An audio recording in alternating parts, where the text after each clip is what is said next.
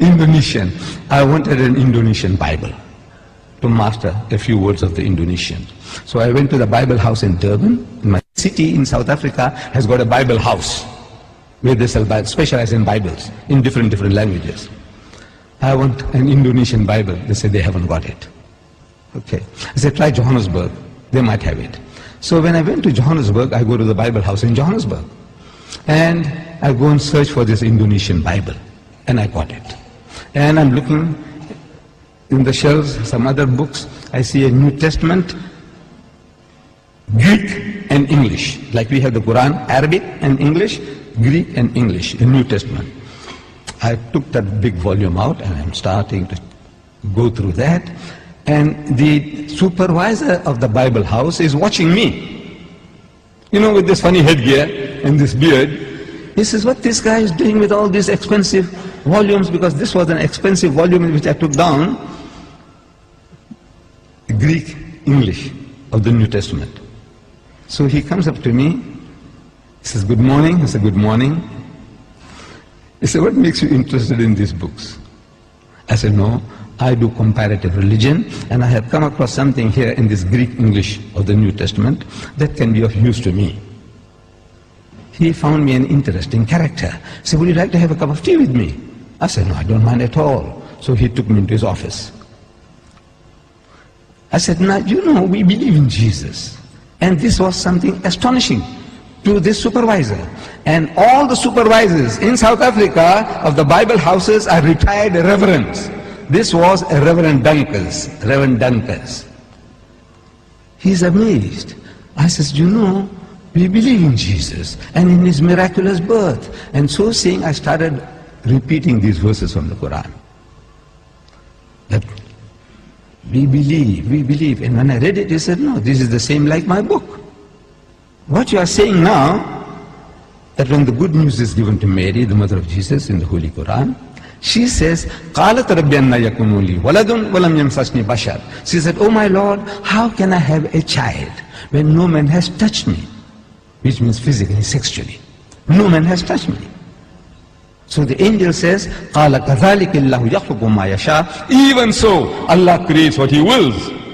إِذَا قَضَى أَمْرًا فَإِنَّمَا يَقُولُ لَهُ كُن فَيَكُونُ.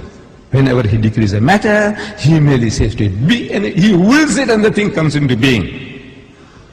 So the Reverend says, man, this is the same as my book. I said, yes, on the face of it, it's the same. But if you look at it intently, you'll find the difference between my version and your version is chalk and cheese. You people know chalk and cheese? You know the difference between chalk and cheese? The Canadians didn't know. The Canadians, I'm telling you, when I went to Canada, I spoke about chalk and cheese. They didn't hear that phrase before.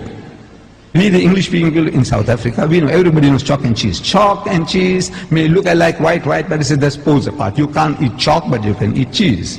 No? But the Canadians didn't know. The Canadians didn't know. I'm telling you. I don't know whether you people know. Difference between chalk and cheese.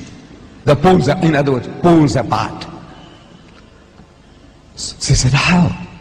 I said, you know, in the Holy Bible, in the Gospel of St. Luke, we are told when this good news was given to Mary, the mother of Jesus, about the birth of the Holy Son, she says, how can this thing be when I know not a man?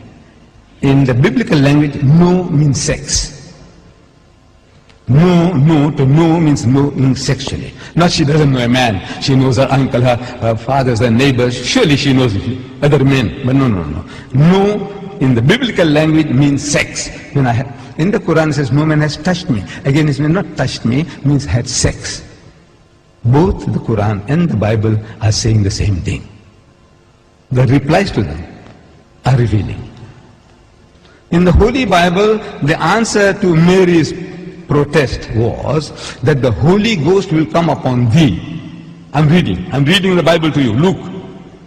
The Holy Ghost will come upon thee, and the power of the Most High will overshadow thee. Now that gives you a mental picture. The Holy Ghost is a person. That's what the Christians say. The Father is a person, the Son is a person, and the Holy Ghost is a person, but they're not three persons, but one person. I don't know whether you heard that expression before. But He's a person. This Holy Ghost will come on Mary. How? See, it gives you in your mind. It makes you think, how?